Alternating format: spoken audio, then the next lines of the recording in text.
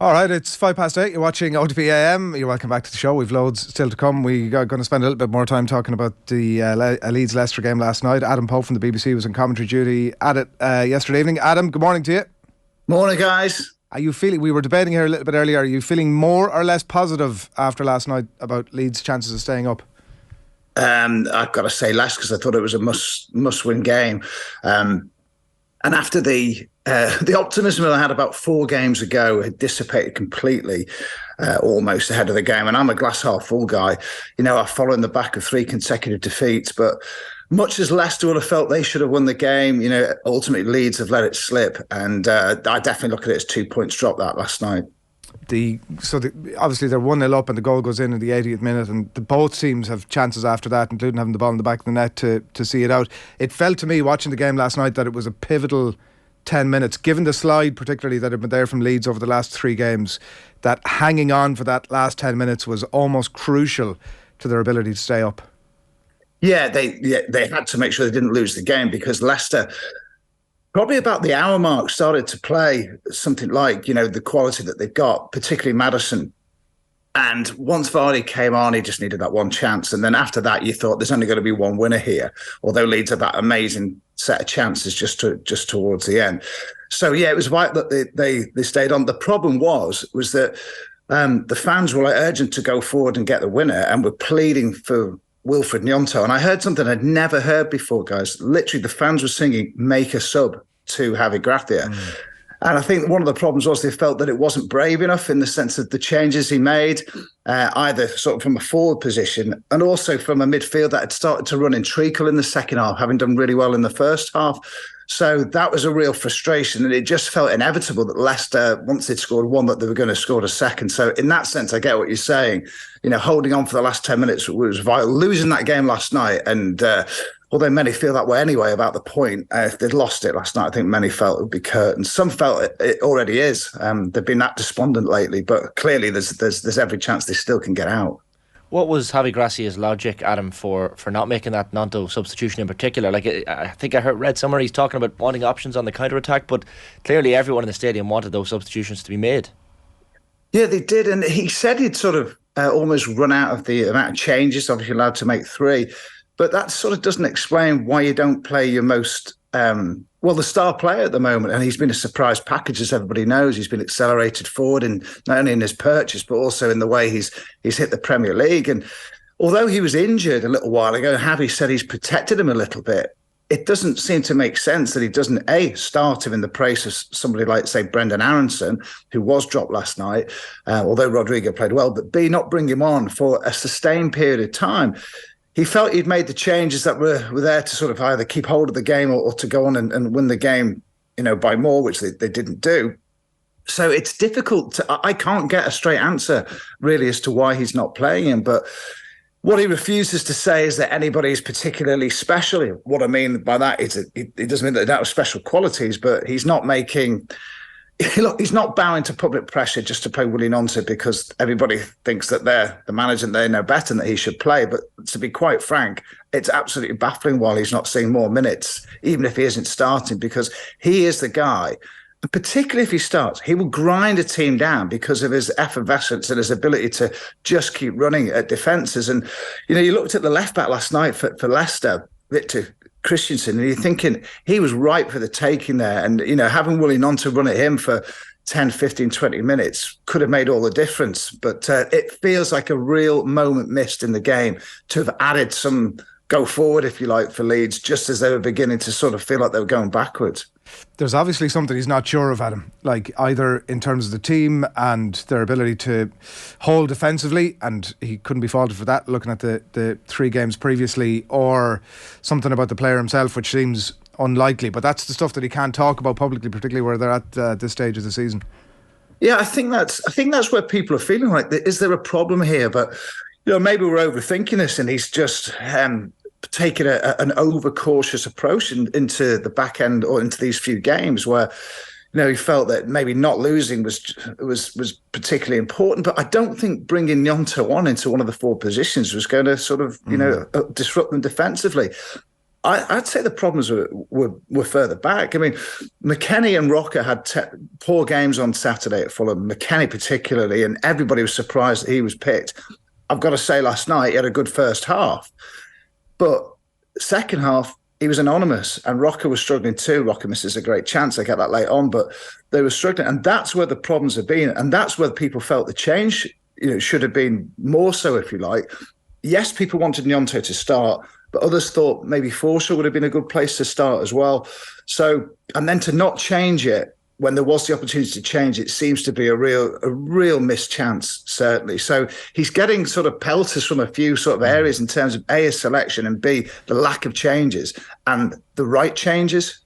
It's the level of scrutiny that's on a team like that are hovering just above the relegation places, of course, as well. Every single little decision that gets made tactically or from a substitute's point of view gets analysed within an individual's life, as it did on the TV last night, where there was a lot of chatter about the brilliant defensive work that a lot of the attackers were doing, and some of the pundits particularly were vocal about the fact that the attackers should have been up the other end of the pitch. Easily said when you're away from the heat of battle. I presume when you're in the middle of it, like the manager's obviously urging his players to defend like that. But it's very hard then, Adam, to get the balance, isn't it, with the points that Leeds are clearly craving, keeping the attackers at the area of the pitch where they have the possibility to do that, finding that balance. And it almost speaks to the Gnonto conversation as well, to a degree, with trying to hold firm with an unbelievably leaky defence.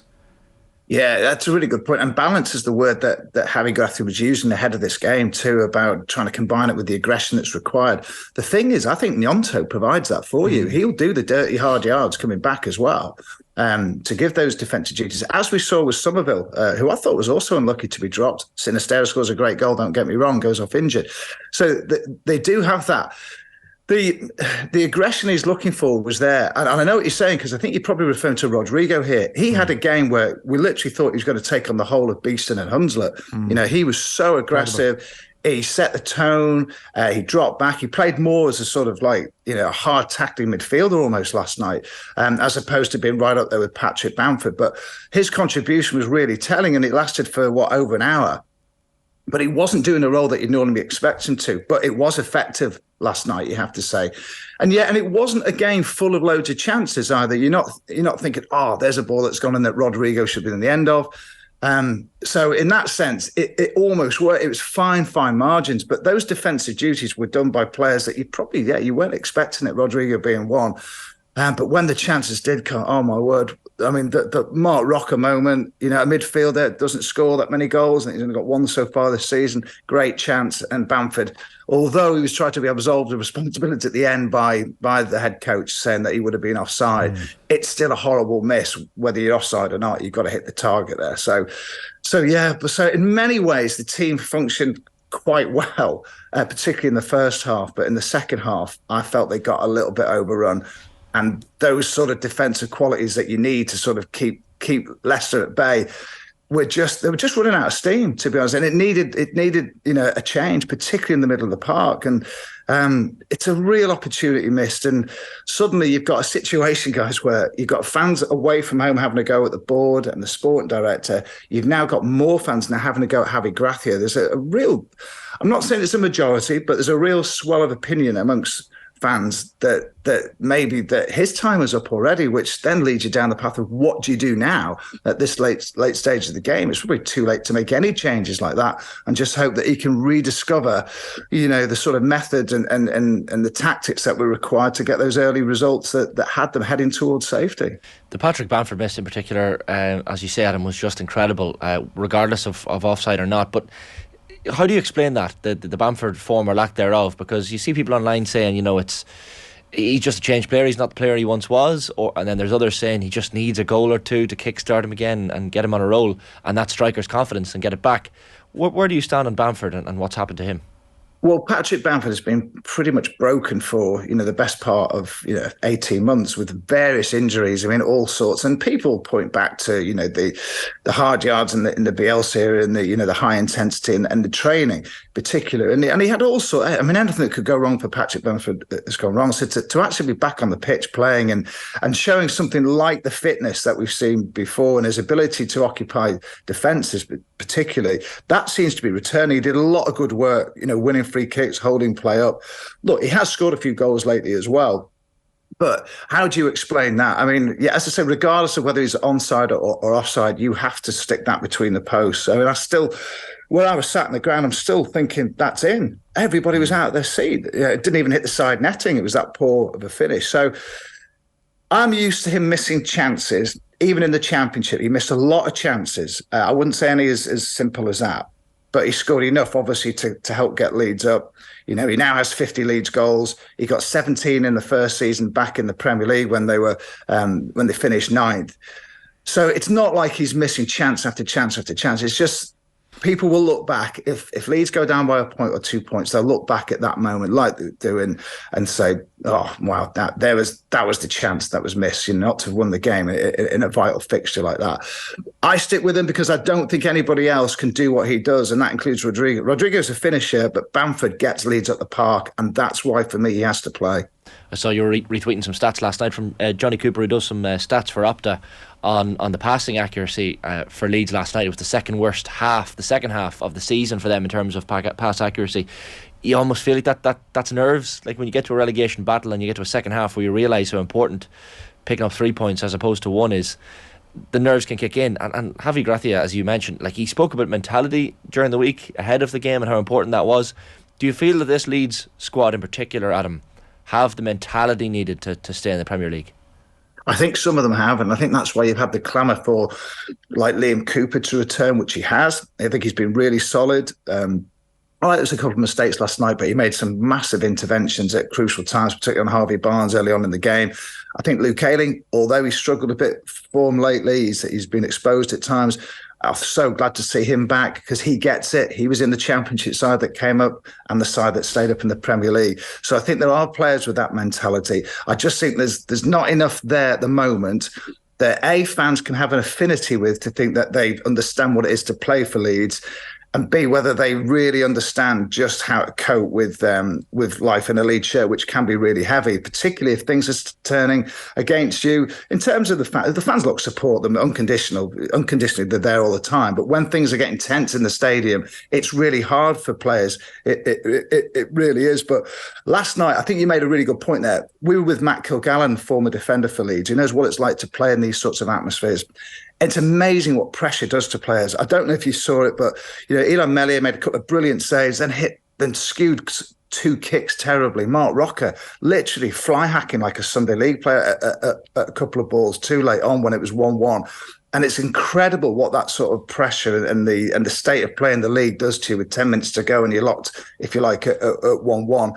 So some of them are really struggling to cope with it. The pass accuracy thing's really weird, isn't it? Because I was watching on Saturday. Weston McKennie had a dreadful game passing-wise. In possession, he was awful. But last night, that second half, I genuinely think some of the players just aren't up to speed with the Premier League. And I put that with McKennie for 90 minutes. And I think Rocker struggled too. And I think when that tiredness slips in, when that pressure comes, then the passes start going astray too, even the simple balls. And I think it's a really good point you make that the mentality required to get over the line, it doesn't seem to be completely there with all the players at the moment. You mentioned Aronson earlier on.